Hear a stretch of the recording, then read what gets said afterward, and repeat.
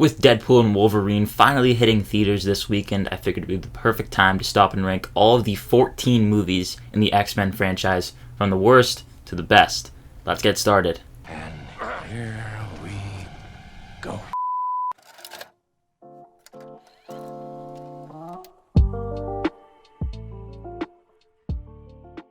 Welcome back to the channel. My name is Ben. On this channel, I love to talk about movies and TV, and if you also love to talk about movies and TV, consider hitting that like and subscribe button. As we get into the video, be sure to let me know your list down below in the comments, regardless of how many X-Men movies you've seen in this franchise. Give me your Deadpool ranking, give me your ranking of the Logan movies, whatever you want, let me know down below. For a little bit of context, I do hold the X-Men franchise as a whole in a very special place close to my heart. I remember very quickly falling in love with the movies when I first went through and watched the franchise for the first time. It's where I grew my appreciation for Logan, Wolverine as a character. He is now arguably my favorite Marvel character. Even with all the bad that I'm going to talk about in this video, there is such high highs. And some of the movies in here I would go as far as to say are some of the greatest comic book movies that we've ever gotten on screen. So with all that being said, let's get started with number 14. In last place, I have The New Mutants, which seemed like a very easy pick. This movie is notorious for living in development hell for years upon years. They really never could get this movie out there. It finally got dumped in the middle of a worldwide pandemic, and it feels exactly like a TV movie. Between the writing, the acting, the characters, all of it just makes this seem like a TV movie that would have dropped on like ABC or something. Visually,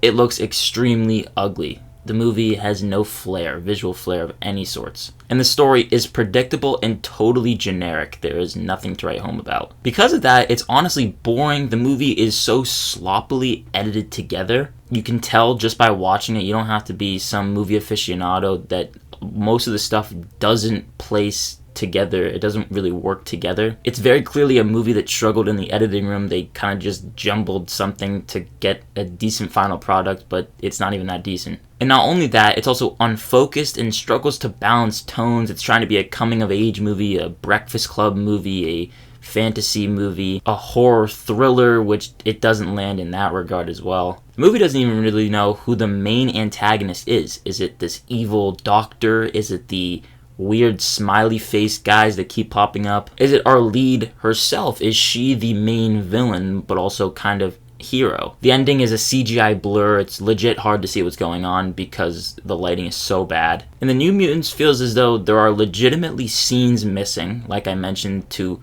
really connect the dots. It really struggles. It's the movie that we just forget about. The X-Men movie that it exists, but not really. Above that, I have X-Men Dark Phoenix, the now second time that these movies have fumbled the infamous Dark Phoenix storyline from the comics. I know to a lot of people this was much more of a disappointment. To me, because I don't have as much of a connection to the original comics, all I know is that it didn't handle that material well. But as a movie standing on its own terms, it's just extremely dull. Having gotten to this final movie in terms of the origins sort of X-Men movies, it's very clear to tell that the entire cast and crew are running on low fuel. It doesn't really seem like most of them wants to be there. The action is still cool, no doubt. I'm always going to be down for X-Men teaming up to just fight some villain. It simply lacks any sort of severe emotion. For a movie that is supposed to be one that has really high stakes, you're seeing a family being torn apart by an evil entity. That's a compelling idea. So what happened? Well, the dialogue again just feels silly, and the movie just drags along, and before you know it, it's over.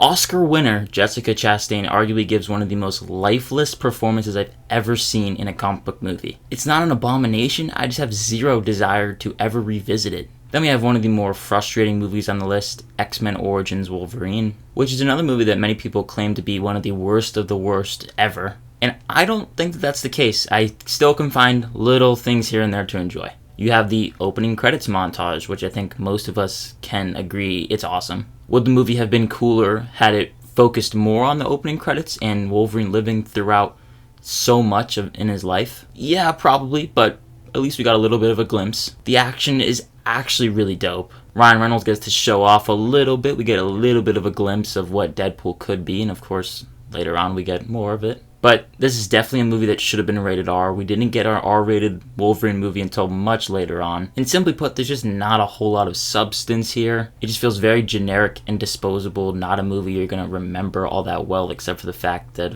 it was just disappointing. It undeniably mistreats some iconic characters, and sadly, the central relationship between Wolverine and Sabretooth just feels extremely rushed, and you don't ever feel a real connection to it. Liev Schreiber tries his best. The movie suffers from some odd jump cuts, and this feels like a case of over-editing to add flashiness at times. The visual effects are super spotty. I guess that's what you get with a late 2000s movie now. And timelines for the X-Men franchise, you really just have to overlook how much of a mess it is in 2024 now that we've had 14 movies. But it's funny how this movie specifically does not correlate timeline-wise and how Professor X can walk. I really like what the prequel set of movies set up for a timeline, and then it just gets really muddy once you get into the Zeros movies. Another movie that's not as terrible as some make it out to be, but by no means is it great, and I'm gonna go watch another Wolverine movie over this one any day. At number 11, X-Men The Last Stand, another movie that many people find to be extremely disappointing, and that is due to the fact that this movie just feels incredibly overstuffed. At under 2 hours, it tries to do way too much. It's trying to tie together so many different plot points that the previous movies have set up and really try to focus on Jean Grey, but not really. It's more of a frustrating than entertaining watch, with so much setup in the first act, and then you have a really rushed finale. Like I mentioned earlier, especially for hardcore fans, I can only imagine how much of a disappointment this was because of how the Jean Grey storyline was handled so poorly. I also find that the Bobby and Kitty relationship drama, it's entirely unnecessary for what this movie is trying to do. In this specific movie with so much already going on, that just feels like an afterthought, and whenever the movie flashes back to that, no one really wants to see it. That belongs in a different movie. But specifically how Jean Grey just becomes a sort of robot. She lacks any sort of depth. There's no arc to be found. Cyclops is done so dirty. We have yet to get a really solid iteration of the character in any X-Men movie, and I'm hoping that the MCU can genuinely handle the character with some grace. It's supposed to be this huge epic, but it falls completely short. An extremely underwhelming finale. At number 10, I have X-Men, the original, which might be a little bit of a hot take. Something I want you to keep in mind is that I watched these movies in chronological order for the first time ever. So I started with X-Men First Class, and then I, of course, ended with Deadpool and Wolverine. What I think did happen was that I started at a really high point, and then somewhere in the middle, when I get to these original X-Men movies, I just feel like they're fairly underwhelming. It has to be said, it is so clear how much of an influential movie this was to the movies that we're still seeing to this day. And I definitely think it's important to acknowledge that while I don't necessarily love the movie. To me, it just feels fairly slow and mediocre. Of course, it has the political commentary, but I've just felt more compelled by what the other and later X-Men entries did with the commentary there. You get a nice almost father-daughter bond between Logan and Rogue. The visual effects hold up surprisingly well. And from the handful of episodes that I've seen of the original X-Men, the animated series, this movie does feel like it's taken straight out of that. It just feels like a little mini episode. What's interesting is that this movie has extreme amounts of backstory, and I can't imagine how almost overwhelming it must have been being in the audience for the first time in the year 2000. And the movie just hopes that the audience can jump on board with that. To me, like I said, watching the prequels beforehand, it feels more like a smoother time jump, but if you are an audience member that has no idea anything that happened before the years leading up to this movie, you really have to pay attention to the little dialogue moments here and there that give you a glimpse of what has happened leading up to it. With all that being said, I think it lands somewhere on the mid-tier for the X-Men movies. A movie that I do find to be more enjoyable is X-Men Apocalypse. The standout here is the subplot with Magneto. And I really do feel like without that, the movie does feel extremely meh.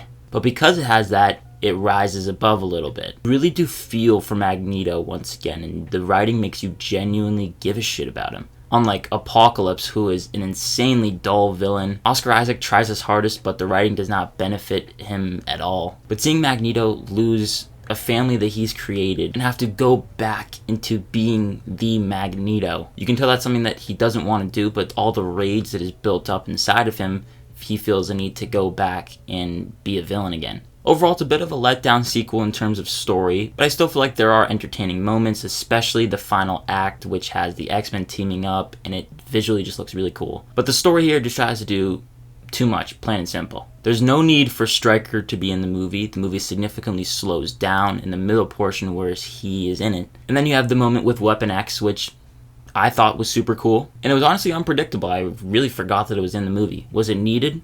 Not necessarily. It's still a badass moment and gave us a little bit of a glimpse of Wolverine going wild. I find that the stuff with Rose Byrne's character feels kind of forced. She doesn't serve much of an overall purpose in the movie, but she's just there to kind of give a little bit of a callback to what ended up happening. And some of the dialogue here is still super cheesy. But I mean, come on, the Sweet Dream sequence is awesome, very memorable. And the ending, like the very end right before you hit the directed by credit, it's pretty badass. I mean, come on. I think it's a decent enough movie. I know some people hate it, but I don't find myself hating it. If I have to watch it, I'm not opposed to it, but still, there are better. Above it is going to be The Wolverine, a movie that is not as satisfying as it could have been, but it's a decent enough adventure with Wolverine, and I'm always down for that. We meet Logan in a very vulnerable position, but he's in a position where he's lost someone very close to him, and he doesn't quite know how to move forward from that. That inherently sets up a compelling arc. What this movie has that not many of the other X-Men movies do is a very fresh background of Japan. You have the bullet train sequence, which genuinely gets me giddy. The action is still very cool. And before this movie, every installment felt like it was in a mutant world. You really felt like it was a world that was lived in. So much mutant lore.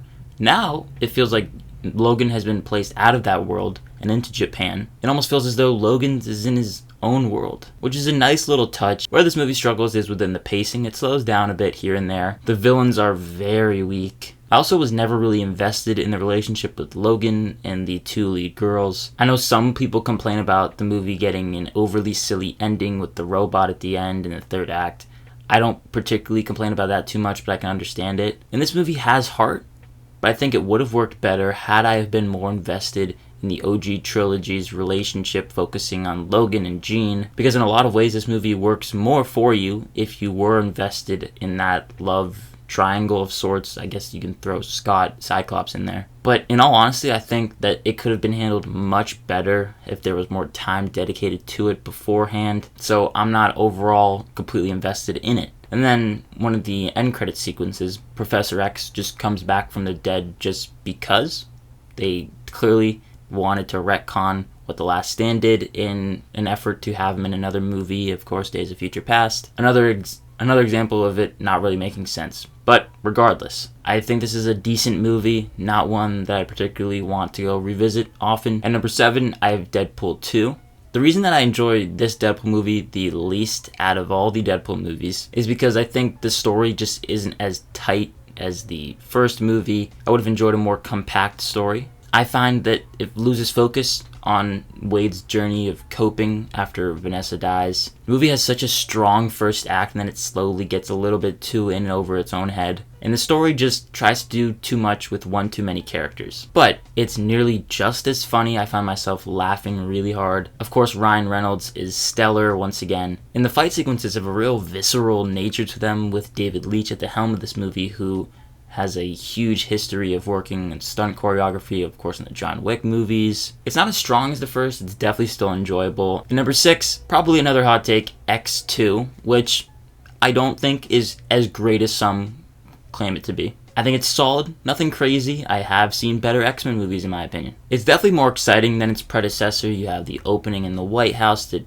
obviously so many claim to be one of the best in any comic book movie. There's emotional stakes with Logan and Stryker, his journey that he goes on. However, in this movie there's less of a focus on the characters in the trilogy, except for Logan. The first hour is messy with a lot going on. Once everyone kind of gets together, it feels much smoother. I just find myself not really caring for the characters like Storm and Cyclops. Those are really just wasted characters. This movie expands more on the social commentary that was set up in the first movie, and that works. But simply put, if I were to just describe it in one way, I just don't find this movie to be as investing as some of the later movies. Breaking us into our top 5 is Deadpool, which is truly an entertaining origin story, one that's really rewatchable too. Plain and simple, Ryan Reynolds was born for the role of the Merc with the Mouth. You can tell how much love and care he puts into the craft of developing the Deadpool movies. The fourth wall breaks are priceless, they work perfectly for the movie, and this is one that's overall super funny. Plus it has an emotional story at its core. It's a romance movie in a lot of ways. The story is nothing crazy, it hits every beat that you'd expect it to, but I enjoy the kind of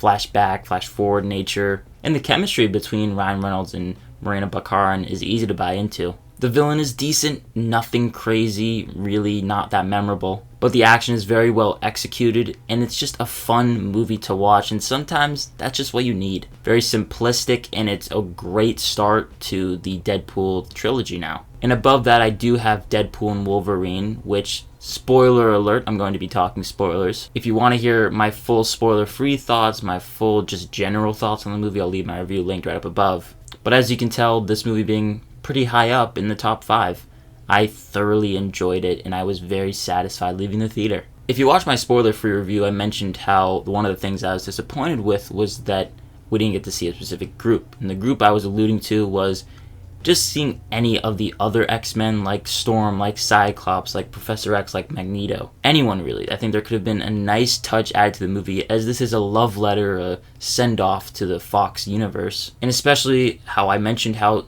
Cyclops, for example, was completely wasted in really any iteration that we've seen thus far. If they gave James Marsden just an opportunity to, or even like a mini arc throughout the movie, I think that would have been really cool. Who knows, maybe he didn't want to return. The people that did return: Chris Evans as Human Torch, you have Jennifer Garner as Electro, Wesley Snipes as Blade, and Channing Tatum as Gambit. Tatum, who never got to play the role of Gambit. He was a part of the movie that never came to fruition. Clearly a very special role for him. Seeing them team up. Of course, Human Torch not so much. He gets to do the flame on though. But I talked about how there was a shot that I would frame, and there's this shot of Wolverine, Deadpool, Elektra, Blade, Gambit, everyone in that little still shot that the movie just focuses on them. I was like, this is amazing. It's a movie about friendship and coming together to pick each other back up and just go back out there. I had a smile on my face for basically the entire time. Does the movie sacrifice a potentially better story for some moments of fan service? Possibly. It's not perfect. I do think the villains leave a bit more to be desired, especially Emma Corrin.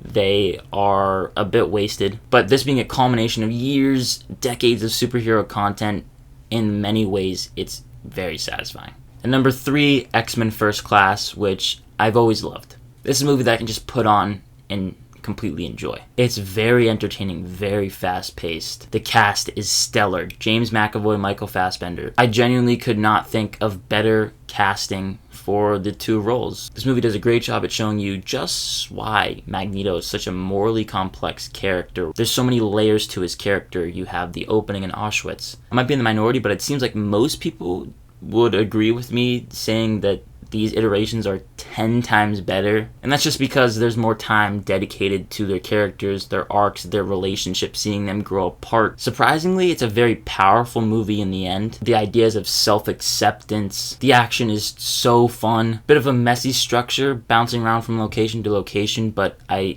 truly do enjoy the throwback time period. This is a fantastic movie, and probably the X-Men movie that I were to recommend to literally anyone. Like, if you want to watch a very good X-Men movie, just get a little bit of a taste of what the X-Men movies are. So basically, if I were to recommend it to a general audience goer, someone that's not a big comic book fan, I would recommend X-Men First Class. It's the one that I love. But a movie that I would say is better than it is Logan at number 2. And this just feels like one of those, oh, finally movies. A movie that truly understands the brutal nature of Wolverine. Immediately from the opening sequence, you know that you're going into something much darker, much more bleak. Something we've never seen before in an X-Men movie. This doesn't even feel like an X-Men movie. It's a character study first and foremost, an ultra-violent one at that has intense moments. Even on a rewatch, I find myself genuinely on the edge of my seat. And what was once, I guess you could say, Hugh Jackman's swan song, of course he did come back, he gives such an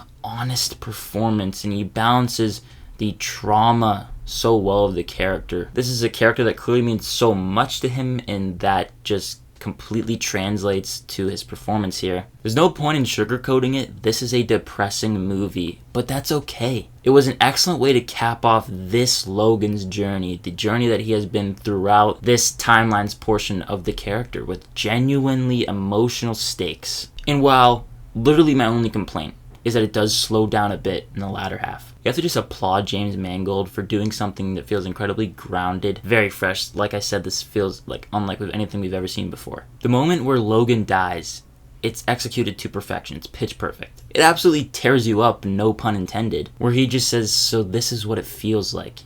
Oh, clearly a movie that meant a lot to a lot of people, not only involved, but of course us comic book nerds. But the movie that I think is the quintessential X-Men movie is X-Men Days of Future Past. I talked about how X-Men First Class was entertaining. This movie is also just relentlessly entertaining. It flies by. Why I think it's the quintessential X-Men movie, though, is that it continues to expand on this compelling idea of what it means to be different. That idea is, of course, even heightened when you're dealing with mutants, but it also just blends the timeline so well. This is a love letter to this specific group of X-Men movies, the ones that have come before. There are memorable sequences. And James McAvoy, I feel like his performance here, just his work as Charles Xavier in general, kind of gets overlooked at times. It's really touching to see Charles go on his journey of self-discovery and getting that reminder of how special it is to help others in possibly similar vulnerable positions. He's tackling the severe damage that the character has with an utter grace. And then it crescendos into a fantastic finale. It's my personal favorite of the X-Men movies. I love it, and I love to rewatch it. That's why it comes in at number 1. But that is it for my ranking of the X-Men franchise. Be sure to let me know your list down below in the comments. We're probably going to have different lists, and that's okay. Again, if you enjoyed this video, be sure to hit that like and subscribe button for more content like this. Hit that notification bell so you don't miss anything. And as always, look forward to more videos coming soon.